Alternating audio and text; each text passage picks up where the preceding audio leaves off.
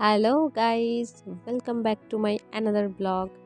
তো এটা হচ্ছে 1 জানুয়ারি 2025 মর্নিং, যখন আমার এই পুচকুটা জাস্ট চোখটা খুলেছে তখনই ওটাকে আমি ক্যাপচার করে নিয়েছি। অ্যাকচুয়ালি ভাবলাম আজকের দিনটা সারাদিন আমি কি করছি সেটাকে আমি ব্লগে রেখে দিই মেমোরাইজ করে। তো আজকের দিনের শুরুটা হলো দিদার বাড়িতে, যেহেতু আমি অনেক দিন ধরেই দিদার বাড়িতে আছে, মানে ওর দিদার বাড়িতে আছি। তো আজকে সারাদিন কি করব সেটা দেখি। সো এই পুচকুটার বদমাইশি তো আর শেষ হয় না। বদমাইশি করতে করতে আমি আমার ল্যাপটপে একটুখানি আপডেট করে নিচ্ছিলাম।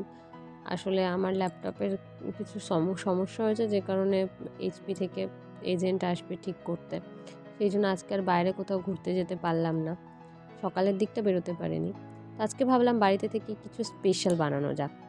তো আজকে বানাচ্ছিলাম, ঠিক আছে বলেই দিই, আজকে বানাচ্ছি তন্দুরি এগ চিকেন রোল।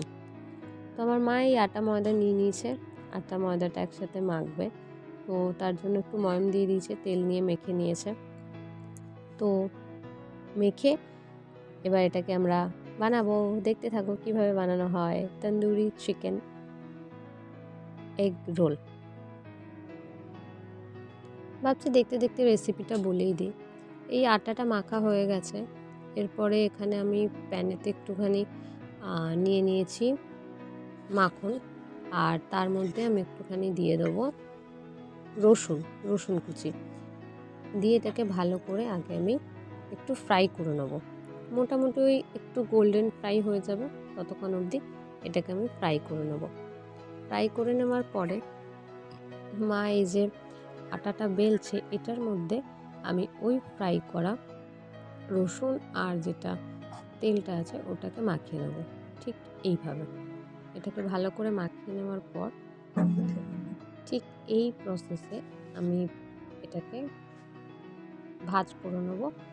ভাজ করে নিয়ে এটাকে একেবারে রুটির মতো গোল করে, মানে আবার আগের প্রসেসে গোল করে এটাকে আবার বেলবো।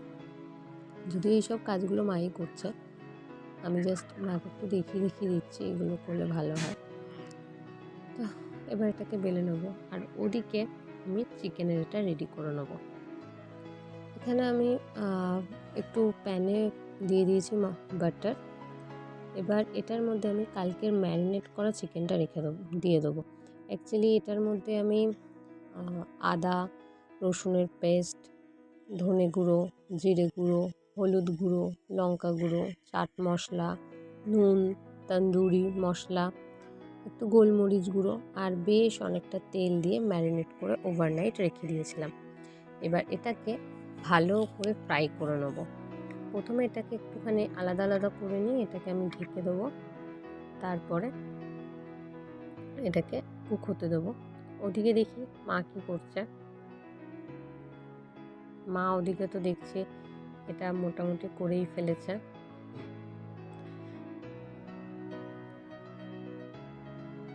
এটাকে ঢাকা দিয়ে রেখেছিলাম। ঢাকা দেওয়ার পরে দেখছে কতটা জল বেরিয়ে এসছে। মোটামুটি জল আমি একটুও দিইনি, এটা ঢাকা দেওয়ার জোর কমিয়ে ঢাকা দিয়ে দিলে আর ঠিক এতটা পরিমাণেই জল বেরিয়ে আসবে। এবার এটাকে একদম শুকনো শুকনো করে আমি ফ্রাই করে নেব। তো ঠিক এই কন্ডিশন অবধি আমি এটাকে ফ্রাই করে নেব। ফ্রাই করে নেওয়ার পরে এটাকে যখন জল পুরো শুকিয়ে যাবে, এটার মধ্যে আমি কাঁচা পেঁয়াজ আর যদি ক্যাপসিকাম বাড়িতে থাকে ক্যাপসিকাম কেটে এটার মধ্যে দিয়ে দেবো। দিয়ে এটাকে খুব ফ্রাই করব না, জাস্ট চিকেনের মশলাগুলো এই পেঁয়াজ আর ক্যাপসিকামের মধ্যে কোট হয়ে যাওয়া অবধি ফ্রাই করে নেবো। কোট হয়ে গেলে আমরা এটাকে বন্ধ করে দেবো। আমি ক্যাপসিকাম দিইনি, যেহেতু ক্যাপসিকাম আমার বাড়িতে ছিল না, বাট আপনারা যদি ক্যাপসিকাম দেন তাহলে এটা খেতে খুবই টেস্টি হয়। আর এখানে আমার মা এসে গেছে। আমার মা ফার্স্টে এটাকে শুকনো আছে দুদিকটা সেঁকে নিচ্ছে। সেঁকে নিয়ে এরপরে এটার মধ্যে তেল দেবে। তেল দিয়ে ভালো করে দুদিকটা ভেজে নেবে যতক্ষণ না ভাজা হচ্ছে। তারপর এগুলো তোমরা দেখতেই থাকো।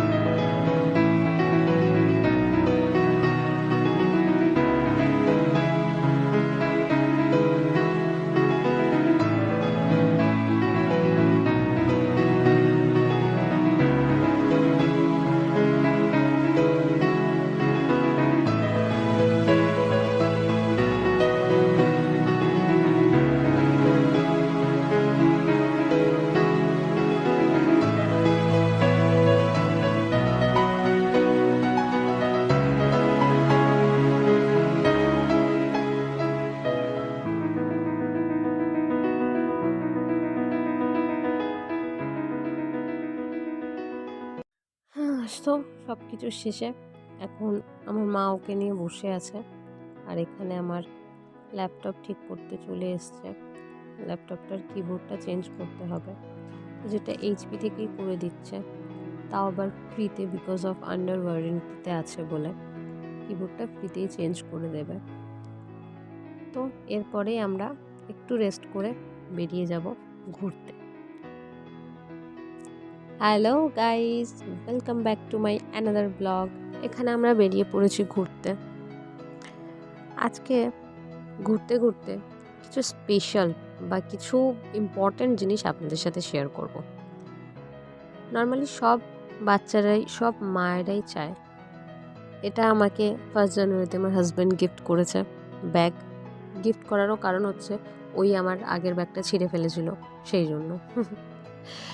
তো যাই হোক, আজকের ইম্পর্ট্যান্ট ব্যাপারটা হচ্ছে যে আজকে আমরা না ক্যাবে যাচ্ছি, না আমাদের স্কুটিতে যাচ্ছি। আজকে আমরা যাব হেঁটে হেঁটে। অ্যাকচুয়ালি সব মা বাবারাই চায় তার বাচ্চাদেরকে বেস্ট দিতে, কিন্তু সেই বেস্ট বা সেই লাক্সারি লাইফ দেওয়ার চক্করে আমরা তাদেরকে ঠিকঠাক করে বড় করতে ভুলে যাই। তো নর্মালি আজকের কিছু কথা আমি সেই নিয়েই বলবো। আমি যখন ছোট ছিলাম তখন ক্যাবও ছিল না, তখন ছিল না কোনো রকম স্কুটিতে আমি যাইনি কখনো, হেঁটে হেঁটে গেছি, কোনো রেস্টুরেন্টে খাইনি। আর যখন বড় হয়েছি, নিজে ইনকাম করতে শিখেছি, তারপরে আমি এইসব জিনিসগুলোকে, মানে লাক্সারি লাইফটাকে এনজয় করছি। তো আমারও মনে হয় যে আমার বাচ্চাকে আমি ফার্স্ট থেকেই ওই রেস্টুরেন্টে যাওয়া, ক্যাবে চড়া বা ওই একটা মানে লাক্সারি ব্যাপার, মল থেকে শপিং করা, এই জিনিসগুলো আমি আমার বাচ্চাকে দেবো না। আমার বাচ্চাকে ঠিক সেইগুলো দেবো যেইগুলো দেখে আমি বড় হয়েছি। মানে এই ব্রিজের ওপরে দাঁড়িয়ে দাঁড়িয়ে ট্রেন দিয়ে নিচে চলে গেলে যে কতটা ভালো লাগে, সেই ব্যাপারগুলোকে আমি চাইছি আমার বাচ্চাও এনজয় করুক। তো সেই জন্যই আমি আমার এই 2025-এর রেজলিউশন হিসেবে নিয়ে নিয়েছি যে আমার বাচ্চাকে আমি ফার্স্ট থেকেই লাক্সারি লাইফের দিকে দেবো না। আমি চাইবো যে ও ঠিক সেরকমভাবেই বড় হোক, যেরকমভাবে স্টেপ বাই স্টেপ আমি বড় হয়েছি। সেই জন্যই আজকে আমি ওকে খেলতে দিয়েছি। তো আজকে আমরা হেঁটে হেঁটে ঘুরবো, স্ট্রিট ফুড খাবো, আর নর্মালি স্ট্রিট থেকে শপিং করব, আর ক্যাবে না, বাস অটোতে চড়বো। মানে ওই এক কথায়, আমি আমার মা বাবার টাকায় কখনো ফুটানি মারিনি। যখন বড় হয়েছি, নিজে ইনকাম করেছি, তখন ফ্রেন্ডস, বয়ফ্রেন্ড, অনেকজনের সাথে ঘুরেছি, অনেকের টাকায় খেয়েছি, নিজেও খাইয়েছি, that's a different thing. But মা বাবার টাকায় কখনো আমি ফুটানি মারিনি, আর আমি আমার টাকাও শেখাবো না মা বাবার টাকায় ফুটানি মারা, কারণ